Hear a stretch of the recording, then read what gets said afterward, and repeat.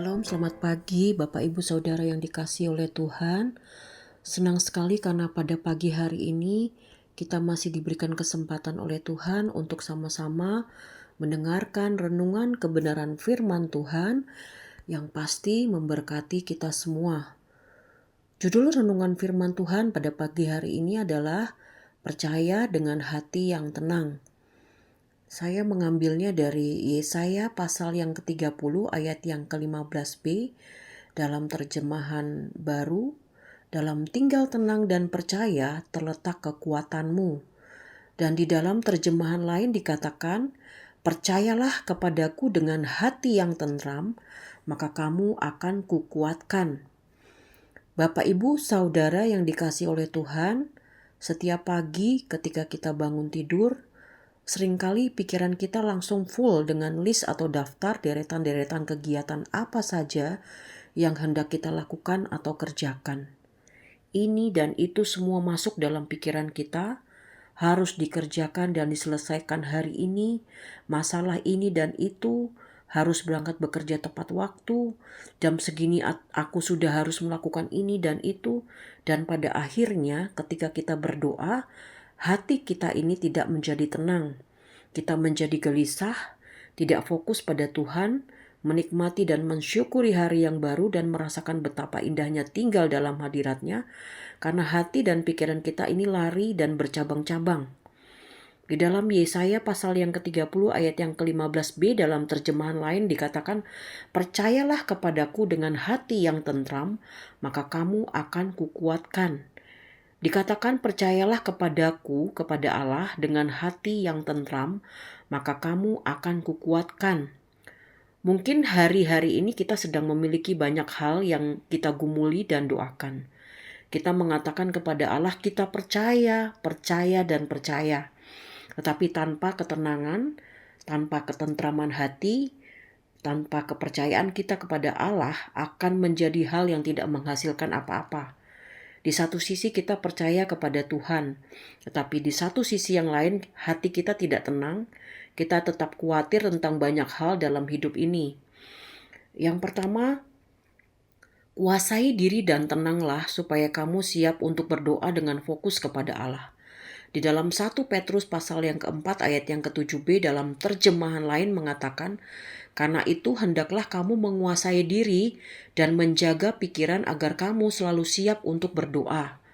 Artinya ketika kita dapat menguasai diri kita menjadi tenang, baru kita dapat siap untuk berdoa dan fokus kepada Allah. Yang kedua, khawatir, cemas, takut dan tidak dalam posisi yang tenang tidak akan menghasilkan apapun. Di dalam Matius pasal yang ke-6 ayat yang ke-27, siapakah di antara kamu yang karena kekhawatirannya dapat menambahkan sehasta saja pada jalan hidupnya? Sebanyak apapun list yang ada di dalam pikiran kita tentang apapun juga, jika kita mulai berdoa dengan hati yang tidak tenang, tetap khawatir, cemas dan takut tidak akan berguna dan menghasilkan apapun juga. Di dalam Matius pasal yang ke-8 ayat yang ke-23 sampai dengan ayat yang ke-26, lalu Yesus naik ke dalam perahu dan murid-muridnya pun mengikutinya. Sekonyong-konyong mengamuklah angin ribut di danau itu, sehingga perahu itu ditimbus gelombang, tetapi Yesus tidur. Maka datanglah murid-muridnya membangunkan dia, katanya, Tuhan, tolonglah, kita binasa. Ia berkata kepada mereka, mengapa kamu takut, kamu yang kurang percaya? Lalu bangunlah Yesus menghardik angin dan danau itu, maka danau itu menjadi teduh sekali. Suatu waktu ketika Yesus ada di dalam perahu bersama-sama dengan murid-muridnya, tiba-tiba dikatakan mengamuklah angin ribut di danau itu sehingga perahu tersebut dihantam oleh ombak.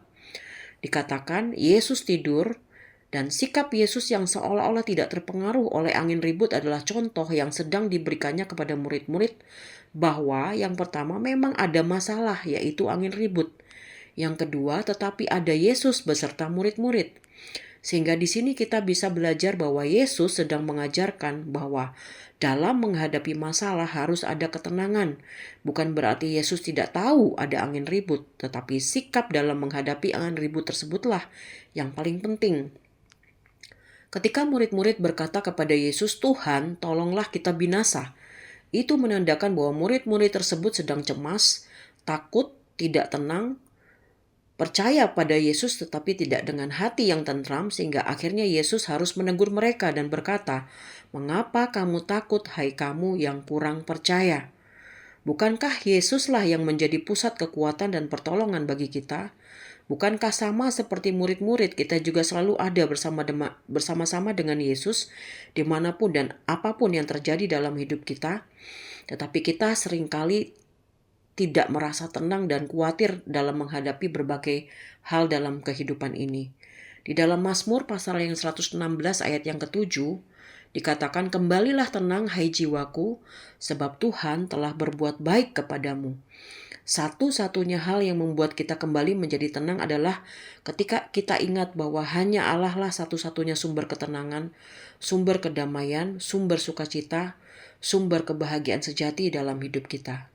Kesimpulan firman Tuhan pada pagi hari ini adalah sediakan waktu yang terbaik untuk kita berdiam diri dan merenung akan semua kebaikan dan pertolongan Tuhan agar hati kita tetap tenang dan percaya sepenuhnya kepada Allah. Amin, puji Tuhan. Bapa kami yang ada di dalam kerajaan surga, kami sungguh mengucap syukur kepadamu karena pada pagi hari ini hamba-Mu beserta kami semua yang mendengarkannya, kita semua telah diingatkan kembali oleh Tuhan bahwa dalam menghadapi berbagai macam situasi dalam hidup ini, kita harus mengutamakan ketenangan dan ketentraman supaya Allah sungguh-sungguh mengerjakan yang terbaik dalam kehidupan kita. Berkati kami semua, tolong kami semua Tuhan dalam menyikapi berbagai hal dalam kehidupan ini. Kami percaya sekali lagi bahwa ada Roh Kudus yang menuntun kehidupan kami dan kami dapat mengatasi berbagai hal dan situasi dalam hidup ini dalam ketenangan dan ketentraman bersama dengan Tuhan. Menyerahkan sepanjang hari ini segala aktivitas yang kami kerjakan ke dalam tangan-Mu. Kami percaya bahwa kesetiaan Tuhanlah yang menjadi perisai dan pagar tembok yang melindungi kami semua dan menjauhkan kami dari segala yang jahat, dari segala mara bahaya. Kami sudah berdoa mengucap syukur di dalam berkat nama Tuhan Yesus Kristus kami sudah berdoa. Haleluya. Amin.